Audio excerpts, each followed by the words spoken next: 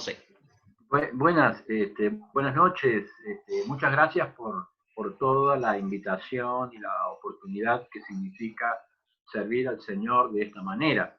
Y además ser edificados por los hermanos que han estado cantando, que la verdad es para alentarlos, para seguirlos alentando, que seguir desarrollando sus dones, para edificar a la iglesia y que Dios les abra las puertas de las oportunidades para que ellos puedan mostrar sus capacidades técnicas en la música y que puedan ser de edificación para todo el pueblo de Dios. Así que estamos muy contentos de poder compartir esta reunión especial, porque la música es verdaderamente un arma que el Señor usa para morder la tierra del corazón y que la semilla de la palabra caiga y provoque mucho fruto. Por eso la música es muy importante dentro del ministerio de la iglesia y dentro del corazón del creyente. De manera que les aliento a los hermanos jóvenes a seguir adelante con este gran ministerio de la música y de llevar a los hermanos a la adoración. No sé cuántos minutos vamos a tener este encuentro, no sé cuántos minutos tengo porque para no pasarme ni ser con el tiempo. ¿Qué tiempo tengo exactamente? Normalmente 30 a 40 minutos. Bueno, 30 minutos, esperemos 30 terminar minutos, con todo. Sí. Esperemos terminar con 30 minutos, así tenemos el margen para saludarnos.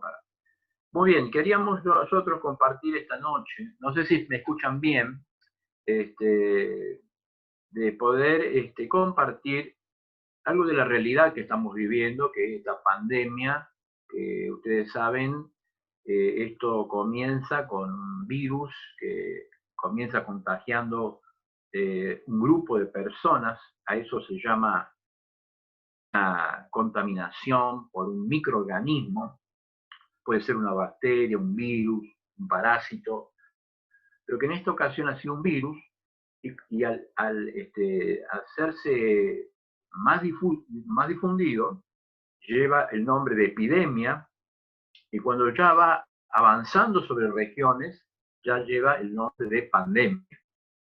Entonces, nosotros estamos frente a una pandemia donde se ha tratado, el tratamiento es que se ha elegido para la mayoría de los países como los nuestros, el aislamiento social, la higiene de las manos y de todos los elementos que normalmente las personas están tocando, y también está el tratamiento, ¿no es cierto?, donde una persona ha quedado aislada, una persona ha quedado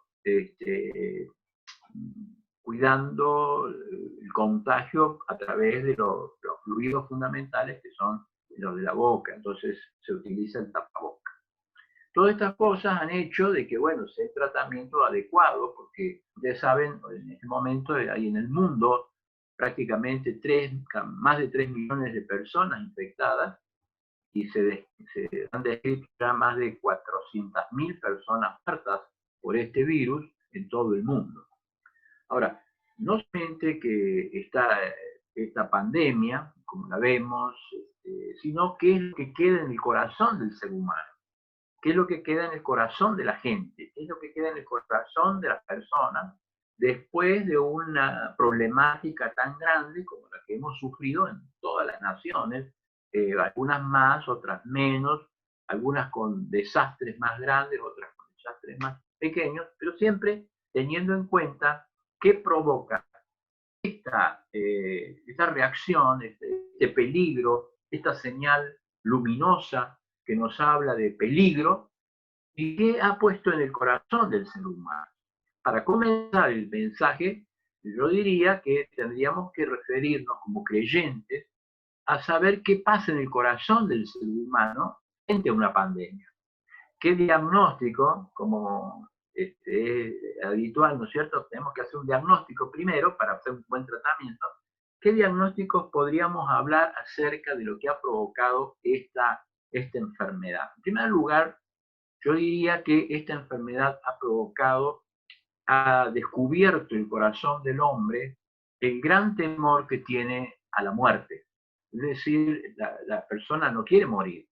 La persona se explica, se pregunta por qué pues tiene que morir. Entonces la gran pregunta del ser humano, la gran pregunta de la humanidad es ¿por qué debe morir?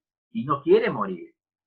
Decía un cantautor argentino que el ser humano es el ser más difícil de entender.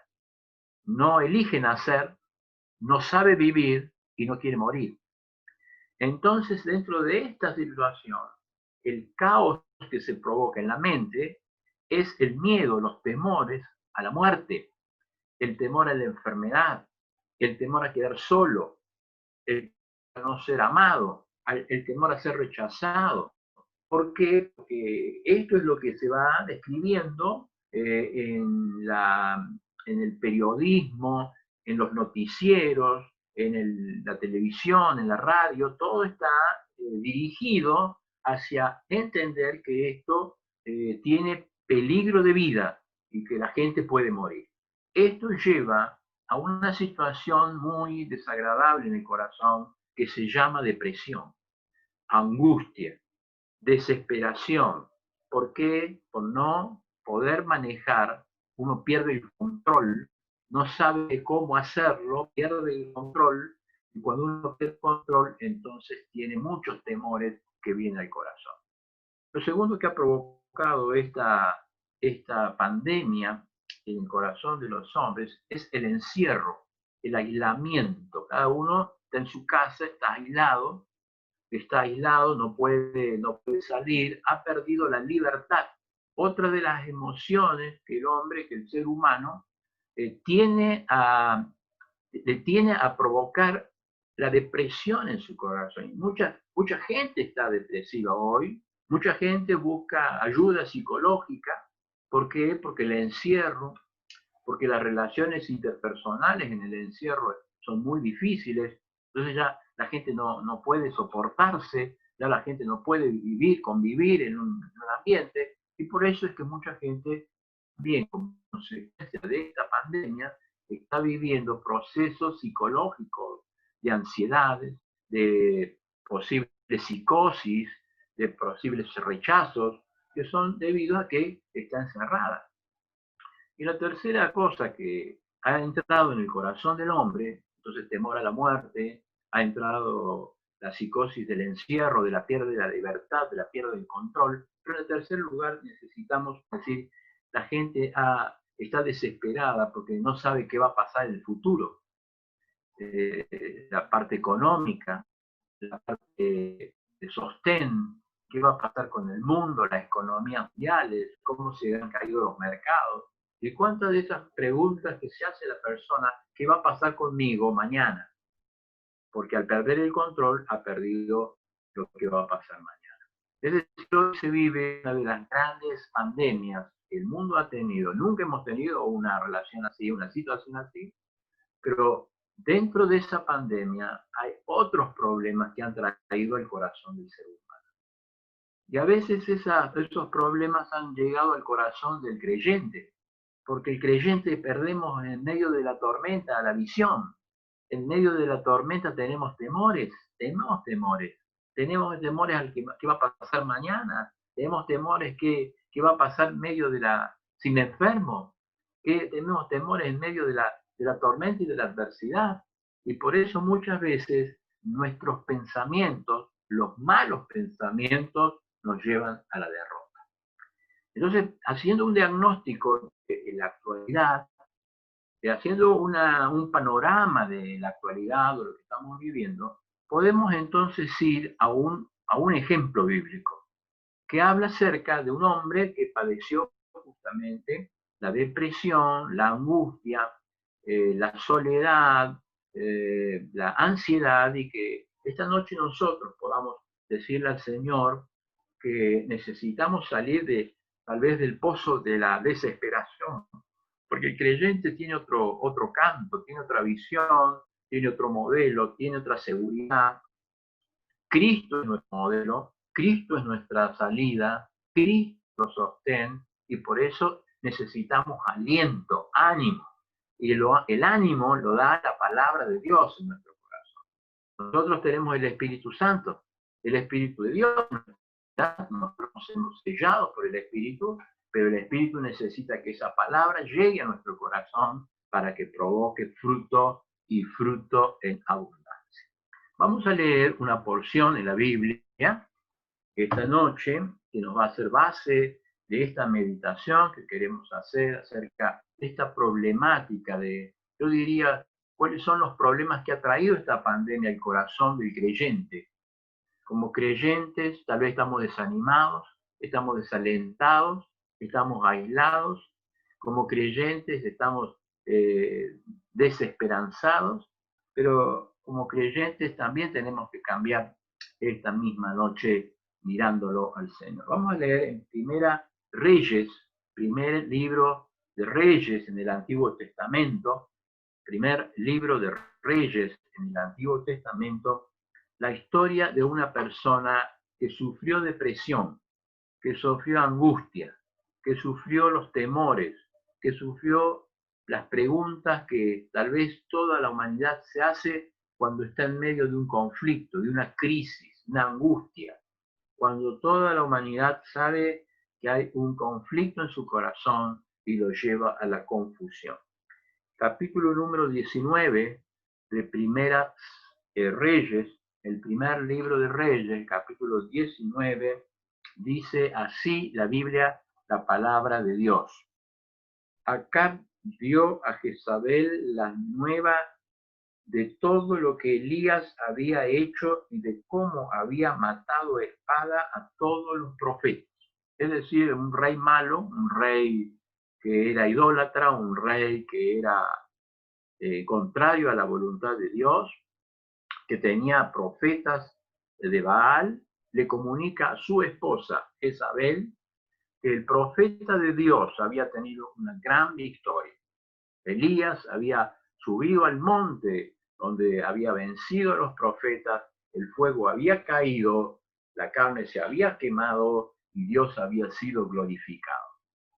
Entonces sigue diciendo, entonces envió Jezabel, la mujer, a Elías un mensajero diciendo, así me hagan los dioses y aún me añaden, si mañana a esta hora yo no he puesto tu persona como uno de ellos. Viendo pues el peligro, se levantó y se fue para salvar su vida, y vino a Berseba, que está en Judá, y dejó allí su criado. Versículo 4.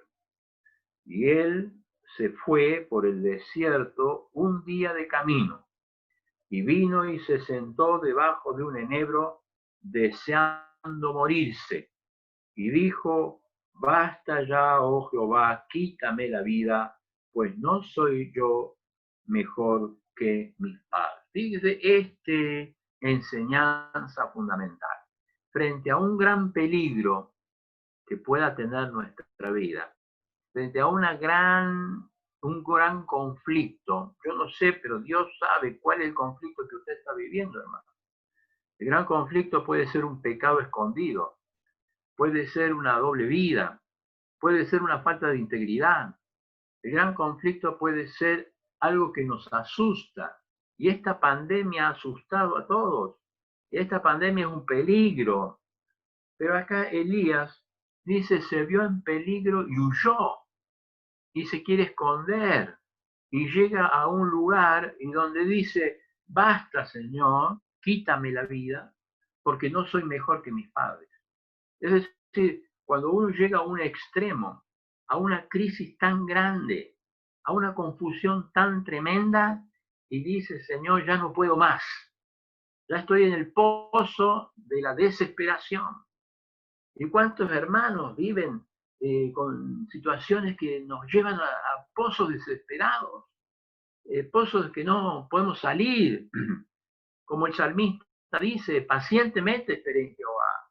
Y él se inclinó hacia mí, me hizo salir del pozo de la desesperación, puso mi pie sobre peña, enderezó mis pasos, luego puso cántico en mi boca, alabanza a Jehová. Qué hermoso es el Salmo cuando sentimos que el Señor nos saca del pozo de la desesperación.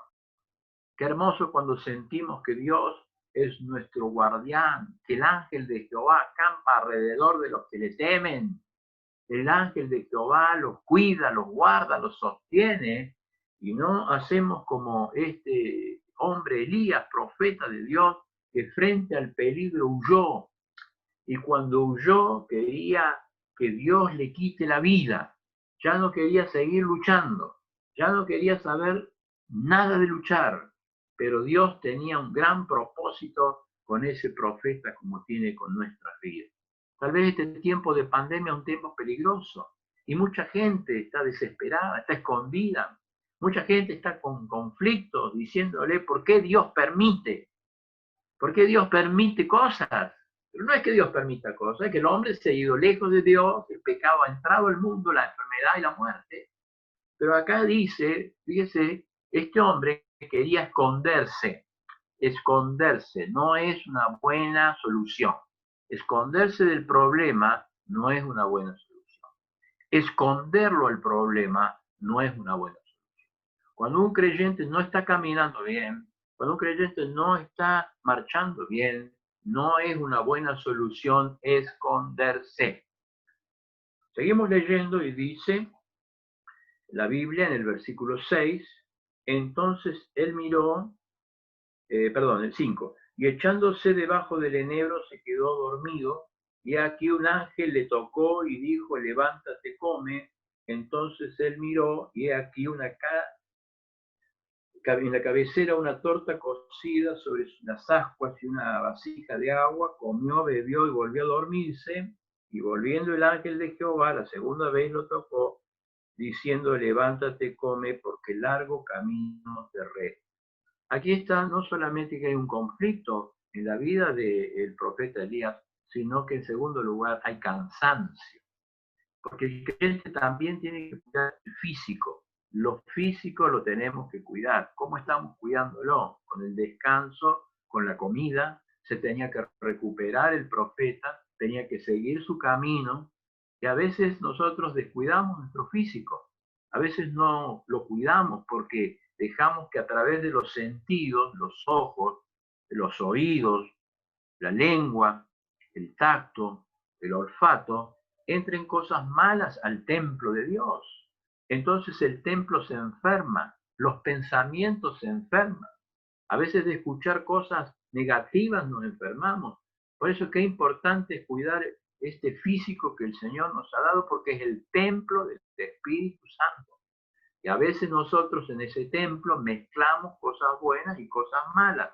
Por eso es que cada creyente en la presencia del Señor, en medio de una crisis, en medio de una pandemia, en medio de una agresión, necesitamos tener una sanidad en nuestra forma de ver, en nuestra forma de escuchar, en nuestra forma de hablar, que todo nuestro templo sea santo para Dios. Elías descansó, comió, durmió y entonces después de eso pudo seguir su viaje y su gran ministerio. Versículo 8. Se levantó pues y comió, bebió y se fortaleció. Tal vez esta noche necesitamos fortaleza, hermano, fortaleza espiritual, fortaleza física para seguir adelante, para no decaer, para no caer en depresión, para no caer en angustia, para no caer en temor. Dios quiere que seamos un pueblo poderoso porque no es con ejército, ni es con espada, sino es con su Santo Espíritu, que esos montes se moverán. Por eso la iglesia de Cristo marcha gloriosa hacia la verdadera victoria que Dios solamente nos puede dar. Se levantó el profeta después de comer, después de fortalecer, se fortaleció. Y esta noche nosotros nos fortalecemos. Hemos llegado hasta aquí, tal vez desesperados, tal vez con angustias, tal vez con expectativas que no se han cumplido, con futuros que tal vez decimos, ¿qué va a pasar mañana? Y sin embargo el Señor dice, esperen, esperad en Jehová, porque Él va a hacer esta gran obra. Esperemos en el Señor, porque Él va a hacer esta gran obra. Y dice allí, se levantó, se fortaleció, y con aquella comida, fíjese, con aquella comida, caminó Elías 40 días y 40 noches hasta el monte de Dios. Fíjese qué caminata, ¿no? porque solamente una comida del Señor nos puede hacer caminar 40 días, 40 noches, que en la Biblia el número 40 habla acerca del número de juicio. 40 días, 40 noches tuvo el Señor para ser tentado en el desierto. 40 días 40 noches fue el diluvio. Y el número 40 representa un número acerca del juicio de Dios. Y fíjese, Elías caminó 40 días. ¿Para qué? Para demostrar que él estaba fortalecido en el Señor. ¿Y a dónde llegó? Dice aquí la Biblia, y allí se metió en una cueva donde pasó la noche. Y vino la palabra de Jehová a decirle, ¿qué haces aquí, Elías? ¿Qué haces aquí, Elías? Se había escondido, estaba en una cueva. Y viene la palabra y le dice, ¿qué haces aquí, Elías? Estoy escondido, tengo temor. Dice Elías, he sentido un vivo celo por Jehová, Dios de los ejércitos, porque los hijos de Israel han dejado tu pacto. El reino del norte se había alejado de Dios. Y dice, han derribado tus altares, han matado de espada tus profetas, y solo yo he quedado y me buscan para quitarme la vida. Por eso estoy escondido.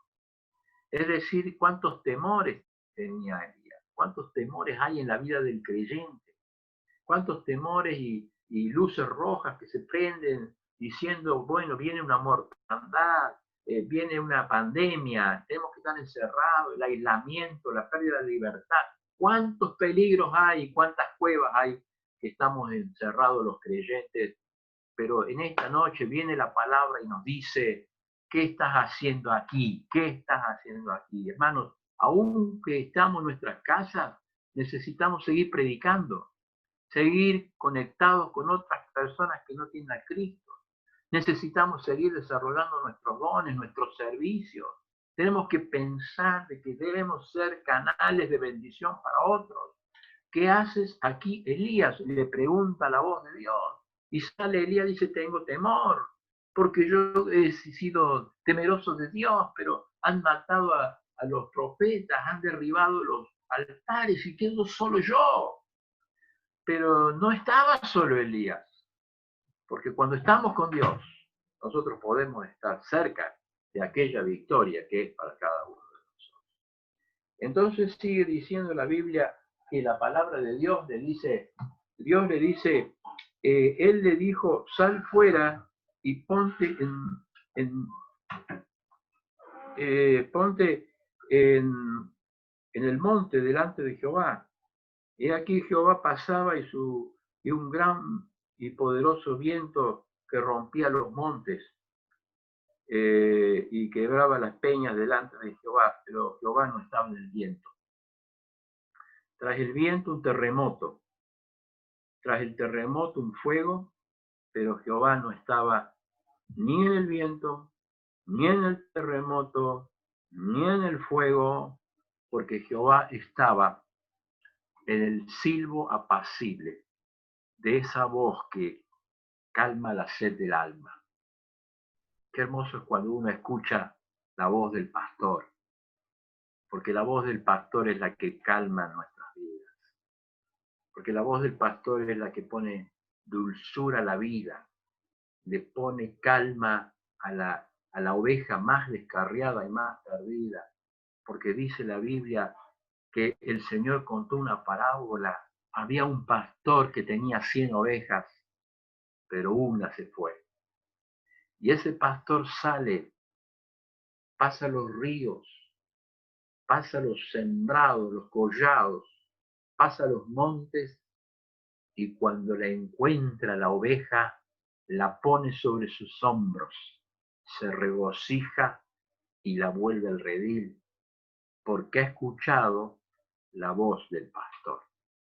Qué hermoso esta noche poderle decir, Señor, tal vez no estás en el fuego, ni estás en el viento, ni estás en el terremoto, pero sí estás en el silbo apacible que transforma la mente, que cambia el corazón, que dulcifica la vida y que da paz al corazón.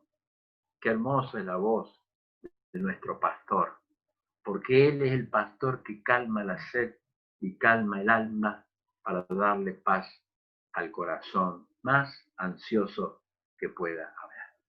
Qué hermoso dice acá en la Biblia la palabra de Dios, y tras el fuego, y cuando oyó Elías, cubrió su rostro con el manto y salió de la cueva para escuchar a él.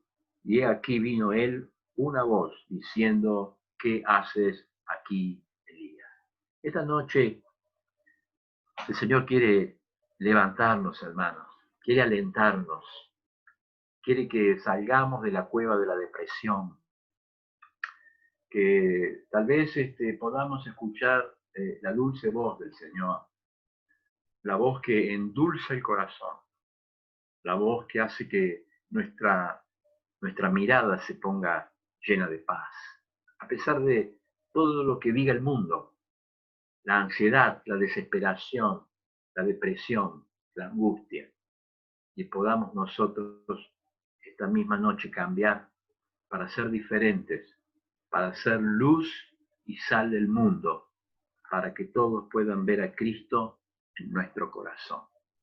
Tal vez usted está pasando por una prueba muy grande, tal vez está pasando por una crisis muy grande, y tal vez está depresiva, tal vez está depresivo, está angustiado, tal vez no sabe la forma de salir de ese lugar. Pero en esta noche el Señor nos pide que podamos consagrar nuestras vidas, podamos decirle: Señor, aquí está nuestro corazón, te pertenece. Y dice la Biblia: las ovejas oyen su voz y le siguen, porque conocen su pastor. Y dice el Señor Jesucristo: el ladrón vino para matar, para robar y para destruir. Para matar, para robar y para destruir. Pero yo he venido para que tengan vida y para que la tengan en abundancia. La abundancia de vida es la vida, la calidad de vida que nos ofrece el Señor para que tengamos un gozo que no depende de las circunstancias, un gozo que no depende de lo externo, un gozo que depende de la llenura del Espíritu Santo en nuestras vidas. Entonces dice, el profeta salió de la cueva, y cuando estaba fuera de la cueva, sintió terremotos, sintió vientos, sintió fuego, pero la voz de Dios era el silbo tan apacible para el alma. Era la voz que podía llenar nuestro corazón, como toda la palabra. La palabra es útil para enseñar, para redarguir, para corregir, para instruir en justicia, a fin de que el hombre de Dios sea enteramente preparado para toda buena. ¿Qué tiene que hacer el creyente en este tiempo de pandemia? En primer lugar, hermanos, necesitamos consagrar nuestras vidas al Señor, porque todo es de Él. Todo es de Él y todo es para Él. Nosotros le pertenecemos. Nosotros estamos en el hueco de su mano. Somos su pueblo amado y por eso necesitamos consagrar nuestras vidas a Él. Pero en segundo lugar, necesitamos tener una entrega total de nuestros pensamientos a Cristo. Muchas veces los malos pensamientos son pecados. Muchas veces los pensamientos de angustia, los pensamientos de derrota, los pensamientos de malos hábitos, de pecados escondidos, son malos pensamientos que no dejan que el corazón esté libre. Elías salió de la cueva dejando los malos pensamientos y escuchando el silbo apacible de la voz del Señor. En primer lugar, entregarnos completamente al Señor. En segundo lugar, rendir nuestro pensamiento a los pies de Cristo. En tercer lugar, perdonar a todos los que nos ofenden. A veces estamos esclavizados, encarcelados, porque no podemos perdonar a los que nos ofendieron, a los que hablan mal de nosotros. Pero para ser libres y para salir de la cueva de la desesperación, tenemos que aprender a perdonar, hermano, a perdonar los que nos ofenden, como Cristo nos perdonó a nosotros. Es la es la medicina más grande que hay contra las epidemias, es la crema que se llama perdón. Cuando usted perdona, usted es el primero que se sana. Por eso es que hay que entregarse a Cristo completamente. Por eso es que hay que rendir el pensamiento completamente, el pensamiento, donde se inician toda clase de maldad a los pies del Señor. En tercer lugar, perdonar a los que nos ofenden. Y en cuarto lugar, para terminar en estos minutos que tenemos, renovar nuestras metas. Las metas son los lugares donde anhelamos alcanzar. La meta del creyente debe ser firme, debe ser fija, debe tener convicciones. La meta del creyente, ¿qué meta usted ha tenido este año? Alcanzar a otros para Cristo, desarrollar su don, servir a otros. ¿Qué meta usted tiene en la iglesia? De poder ayudar a otros a que están necesitados. Metas renovadas para alcanzar cada día la meta que es Cristo, nuestro amado Salvador. Qué hermoso es poder pensar que en la cueva de la desesperación nunca un creyente va a encontrar el triunfo. Pero hoy Elías nos enseña que por más derrotado que uno se sienta, al ponerse fuerte, al fortalecerse, segundo lugar, al tener comunión con Dios fuera de la cueva, al escuchar su dulce voz fuera de la cueva de la adversidad, podemos nosotros consagrar nuestras vidas, poder decirle al Señor que nuestros pensamientos están rendidos, poderle decir al Señor que necesitamos perdonar a los que nos han ofendido y esta noche renovamos la meta para que esa meta sea cada vez más alta y más precisa a la persona bendita del Señor Jesucristo. Que el Señor nos bendiga, que cure heridas esta noche, que tal vez haya alguien que necesita especial cariño y cuidado del Salvador, y que esta noche pueda sentir la protección del amado pastor que tanto bien hace al alma cuando dejamos que Él nos abrace y que Él nos bendiga. Por cada reunión necesitamos que su palabra consuele nuestras vidas. Que el Señor nos bendiga.